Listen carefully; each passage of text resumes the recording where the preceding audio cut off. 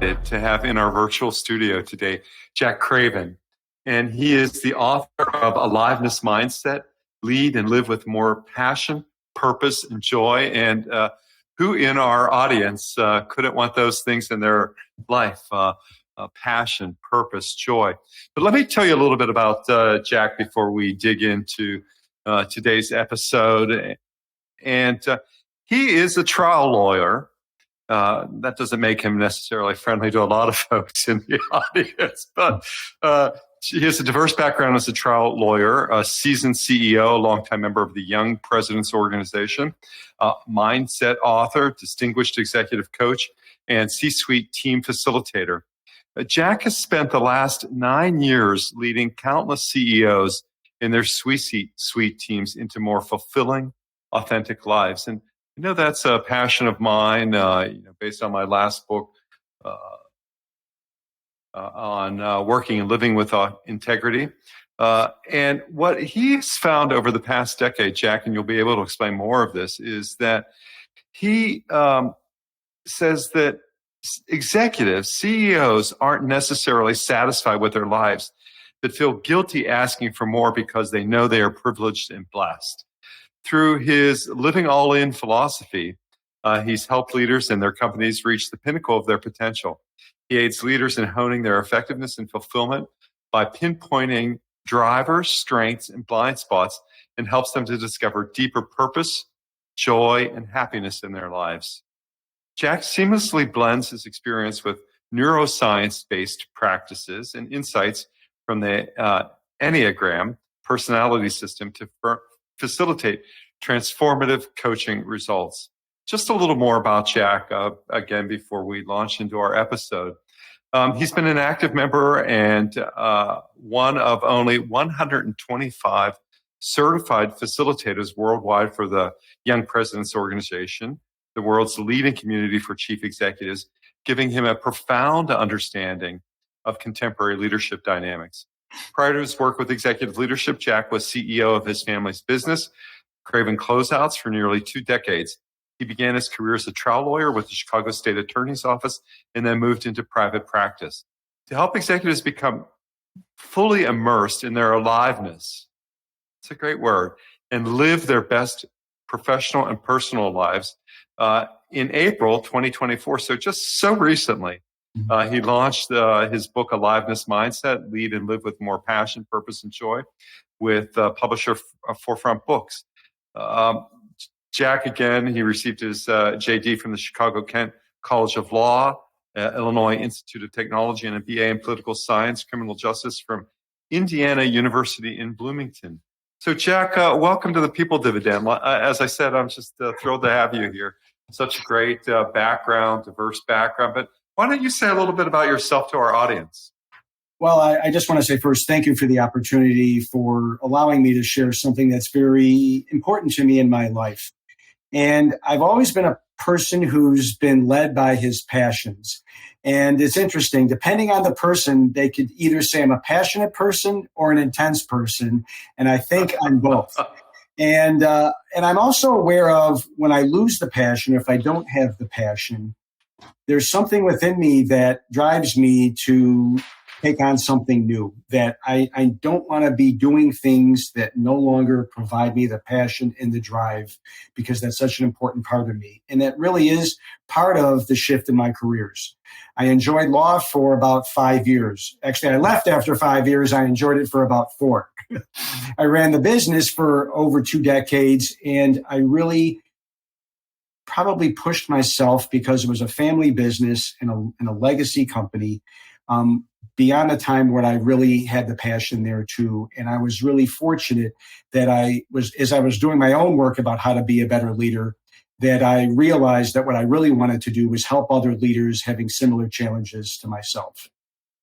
Does the business remain in your family? Is it still there today? Or? It is not there today. We all decided that we had all had enough. It was 65 years. It was a wonderful business, great employees, and I still keep in contact with both customers and former employees. So you were at the helm of this organization for nearly a third of its existence. Yes, that's true. Yeah. Yeah, so spectacular. Uh, so that gives you a lot to talk about, both in terms of the two words you use to describe yourself, intensity and passion. But let our audience understand, let me understand. Give us an overview of your book, Aliveness Mindset, Lead and Live with More Passion, Purpose, and Joy. And also, what inspired you to write it? So I'd be happy to. So initially, what really became an awakening for me is that when I was leading the family business, I was orienting my days based on my calendar and what meetings were on there. And then the meetings themselves weren't as meaningful. And so I realized that the way I was orienting my life, which is I was trying to derive happiness from my schedule, wasn't really fulfilling me passionately and fulfilling my purpose. And so what I decided to do was to orient my day with how do I want to feel today? And that becomes the priority. And if I'm focused on how I want to feel, then I want to bring that feeling of aliveness into wherever I'm going to be. You talk about core principles in the aliveness mindset, and you offer several principles essential for cultivating this aliveness mindset. Could you share one principle that you find most impactful for leaders striving to unlock their potential? Yeah, that's a great question. And I'll just quickly share that the 7 principles, there's not an exclusive list, but it is the primary ones that I see from most of my clients. The principles are ownership, openness, awareness, authenticity, courage, tenacity, and love. And having those is a part of your mindset, those principles, those feelings are going to help you gravitate toward aliveness. If I were to pick one, which is a real tough one, Mike, I think I'd pick, it's a tough one between authenticity and ownership. I'm going to go with authenticity. In that I feel that if we are able to be our authentic selves, and by that I mean willing to share this is the real version of me and not hide behind a mask of what you think others want you to be, bringing that version out to the world is what people are going to be drawn to. People can sense sincerity. People can sense authenticity. And if you're able to be authentic, I think that the other traits like ownership and openness and awareness and I think those will flow naturally. Yeah, let's talk about that. Let's talk about what it means to be genuine, to be of whole cloth, to be authentic. I think it's tough for most leaders to take on that burden or opportunity of being authentic. What makes you qualified to speak about that? What makes me qualified to speak about that is for 50 years, I was not authentic. And I knew that there was an internal conflict going on. And I think what was leading me, Mike, was a desire to live up to the expectations of others, of not wanting to disappoint anyone. And when you're doing that, it has great intention, but somewhere along the way, you lose what is it that I want. And over time, Mike, when we don't tune into our own wants and satisfy those wants, we lose our passion, we lose our energy, we lose our meaning. Yeah, that's. I mean, can you share any of those personal stories that created this crisis or led you to that pathway? Yeah, the business continued, and I take responsibility for all of my experience and my frustration over time.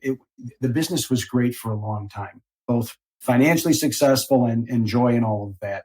Somewhere around the mid-teens, 15 to 18 years in, I had kind of lost that. And I think what I lost along the way was that I felt more that the business, this legacy business, which was wonderful, I didn't drive the satisfaction of landing a great deal. What I really wanted, this was partly on an unconscious level, I want a deeper connection with people and I wanted to have more impact.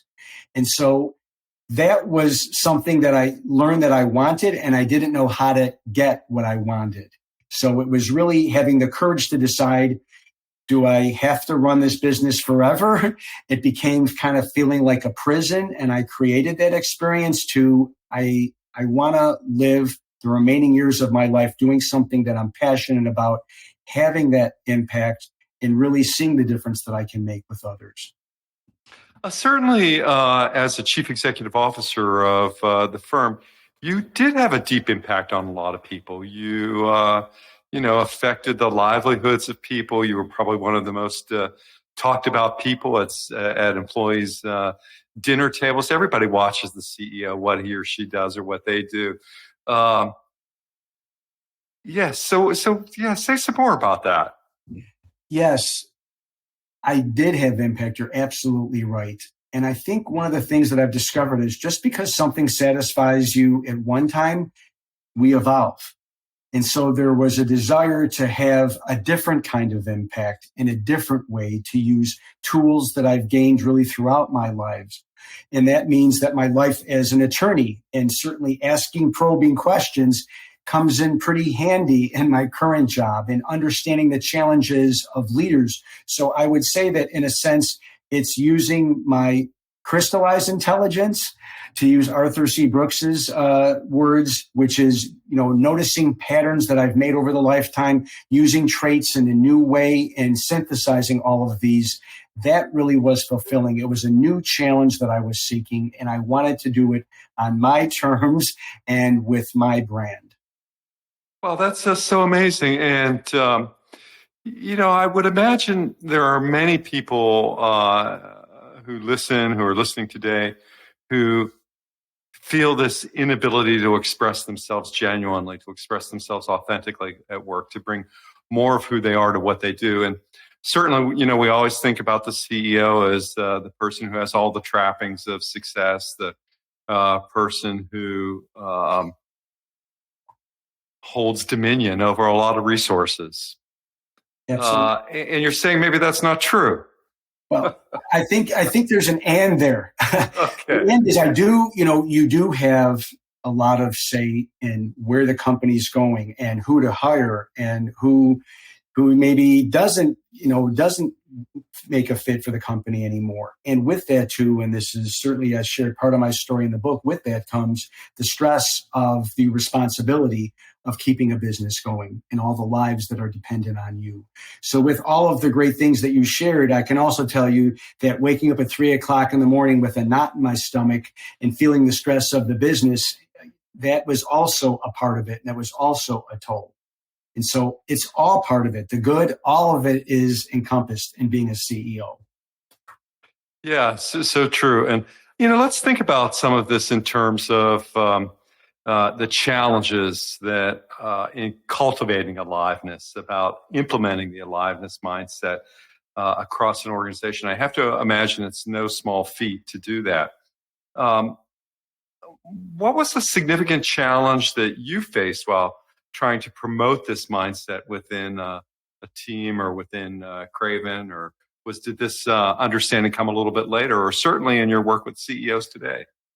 Yeah, it wasn't there. It wasn't there when I was running my business. This whole concept started in my evolution since I've been a coach. And it was really just a variety of practices I had picked up along the way that became part of an affirmation or a mantra, if you will. And I just kept adding layers to it. And what I recognized over time, Mike, is that I was less reactive. I was more resilient. And then with that space, it was like, how could I bring out the best version of myself when I'm not reactive? Because as humans, we're going to be reactive multiple times a day. And what I like to say is this is a game of seconds. Every second that you're not reactive is an opportunity to feel alive. And what really resonates with people is helping them when they start by sharing stories of when they felt alive. I'm taking them not only to the memory, I'm having them feel the experience. And that is what is the driver. That's exactly what I want them to do. I can't tell you what your aliveness is. I want you to remember and recall those moments. And then I'm going to help you figure out how to figure out your aliveness on a daily basis. And so how do you start to think about this or to do this over an organization? I mean, it's one thing to think about it individually, maybe another in a pair, maybe even something different in a trio. But, as you scale up, how do you think about this? I really do it by teams and by levels. I'm actually doing it right now with one of my longest running clients, a financial services company. And we are doing it really in a friendly, kind of relaxed setting as a book club. And as we're reading the chapters, there's practices in every single chapter. And so it really gives people an opportunity to, one, partner up with others and connect with your peers from different levels. And you're each sharing with each other your experiences of aliveness. You're each reflecting and sharing the personal introspective questions at the end of each chapter. And each layer kind of builds on the next one. And so people are seeing the growth and they're seeing the results, not only in their personal lives, but at work. Right. And as you think about this, I mean, we would live in a world with lots of different technology. And is there a role for technology in supporting aliveness? I mean, with all of the ongoing digital transformation with AI, how do you believe technology can aid or hinder the cultivation of passion and purpose and joy in the workplace?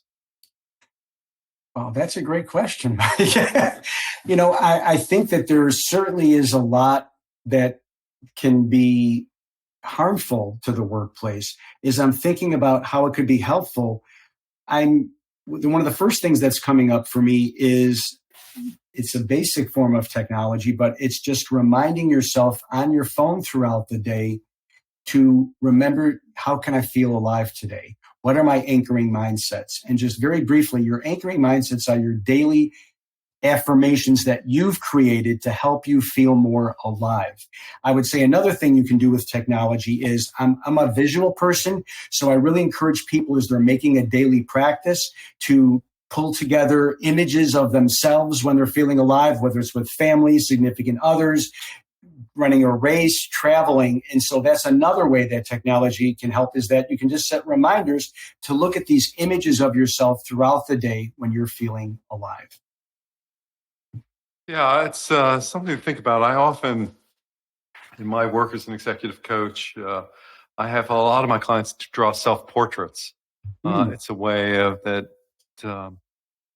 It's not a demonstration of your skill as a great artist or as a budding artist or as an aspirational artist, but it can reveal a lot by providing insight into strengths, into developmental areas, and it's a way of stepping outside of the box to create that. Is that something that happens with affirmations too, Jack, or what do you think? First of all, I love the idea, Mike. I've never tried that, as writing pictures, but I imagine what people will learn, what you would learn about that and help your client learn about that, is how they see themselves. And I think that what I'm connecting the dots here, what I think, while it's not necessarily expressly stated, self-acceptance, self-compassion, and loving yourself is certainly a key part of feeling alive. If you've got a huge inner critic, if you're really hard on yourself, I think you're going to be limiting yourself in terms of what level of aliveness you're willing to allow yourself to have. I think that judgments would then begin to come into play, that either I don't deserve it or that I'm being selfish, things like that, which can limit our aliveness and block it, versus if a belief that not only can I feel more alive every day, that if I bring out that version of me, others will be more connected to me, more inspired by me, and I can be that role model as a leader. I think most of my clients, nearly all of them, are successful people, at least defined by external measures. And these successful people often have a difficulty in asking for help. And they often come to me because they've reached some sort of crisis, or they're in trouble with HR, or they haven't necessarily received the kind of feedback they're looking for. Well, what's your experience around that? What do you think about that in terms of success and coming to coaching? I think that what you're highlighting is that I think most leaders do have trouble asking for support, whether that's on a project, if it's something that they're not as confident what to do. And there's a balance here about being vulnerable and also sometimes maybe being too vulnerable. But I've rarely seen leaders be too vulnerable. By asking others for support, it actually empowers them that they can help you, that they can take on more responsibility. And I think the more that leaders are able to have others in their support system, they're going to be less burned out. They're going to be able to have more free time to do the things that are likely what is in their genius, where they can have the most impact. That's great. I mean, so, thinking about this with executives is, how do we balance individuality and organizational goals? I mean, at least from what I've read of your book, it emphasizes the importance of nurturing individual talents while aligning with corporate objectives. How do what's a strategy for maintaining this balance effectively? Yeah, I think part of it is doing your best to align people who, with their strengths and their skill set, helping them identify what their work is, a part of contributing to the greater purpose of the company. That creates more discretionary behaviors with those people. They feel more engaged. They are growing as individuals as well as leaders, and they're all doing something toward a common purpose. I think that in nearly every example of aliveness, when people share their stories, they're doing it with other people are in that memory. So this is an opportunity for those other people to be part of your workplace. Was there, a moment or an event in your career, Jack, that significantly shaped your understanding of leadership? Yes, I think it was my first 360. And it was an eye-opener to me that I thought I was a self-aware person, Mike, and I wasn't so self-aware. I got feedback from my team that I could be a micromanager. I got feedback that sometimes I was defensive when they gave me constructive feedback. And while it certainly stung at the time and I wasn't great at it initially, over the past 12 years, I have been incredibly open to feedback from everyone. I'm not saying that I still don't notice twinges of reactivity and maybe some defensiveness. And I really look at it as this is the path for transformational growth. I really press my leaders and clients to create a safe space for them to be open to others' feedback, because that to me is the hockey stick for transformation. Yeah, I think there's so much importance and relevance in what you said about one of the first 360s, because I think those are some of the most transformative, depending on where they're placed in your career. After a while, to quote Peter Block, it's bullshit from all around. But these well-timed, well-placed 360s really can have a transformative effect in terms of leadership. And then how do you relate that to the aliveness mindset then? Yeah. I think part of it goes to self-acceptance and compassion. I can be a closed person and I can have compassion and grace for myself. It doesn't mean that we're okay with never being open to feedback, but that feedback is someone saying, I care enough about you to share that this is a way that you can be improved. And the more that we could lower our judgments of ourselves, the more we can accept all parts of ourselves and use that as fuel to be even better human beings and leaders. I think that is the path toward aliveness. Oh, that's great. And if you had any advice for leaders on looking to adopt the aliveness mindset in their leadership style and their organizational culture, what would that advice be, Jack? I think the first thing would be is to start taking some steps yourself to experience more aliveness. Leaders are great at modeling the behaviors. Make them model the behaviors that you think you want others to embrace. And so if you're embracing more aliveness and your team is beginning to notice that, and then they want to know what they can do, what a great way to connect as a team and to have the kind of impact, not just for the betterment of the company, but you're bettering their lives both personally and professionally. And so you're going to have an impact on their families and significant others. And what I like to invite people to do just as a first step is I like to have things that are actionable and practical today. So for anyone who's listening, who's trying to think, what can I do? I'm inviting you to take the first step, which is belief that I can feel alive every day. And then ask yourself, what's one thing, just one thing that I could do today to feel more alive? That could be walking your dog. It could be taking a walk in nature. It could be meeting with an important friend or someone in your family. Do it today. Oh, that's great. And, as you think about, the principles, based on the principles laid out in your book, how do you see the future of work evolving, particularly, regarding employee engagement and satisfaction? I think being interested in the whole person who's working for you, who's working with you, is super important. That's true of, I work with young leaders, I work with older leaders. People don't want to just be told to work harder. They want to know, how can I grow not only as a leader, which is super important, but as a human being? What skill sets can you give me in terms of self-awareness or other tools that are going to help me be more satisfied, find more meaning in my life, and be able to have more impact in whatever I'm doing? Oh, that's great. And there's a lot of uncertainty in the world. There's a lot of uncertainty in leading a business. Sometimes we might even describe these as crises. And as you think about those, how do you maintain an atmosphere of passion and purpose and joy? Because they can be particularly challenging in terms of crisis. So, how do you recommend leaders keep the aliveness mindset alive in such times?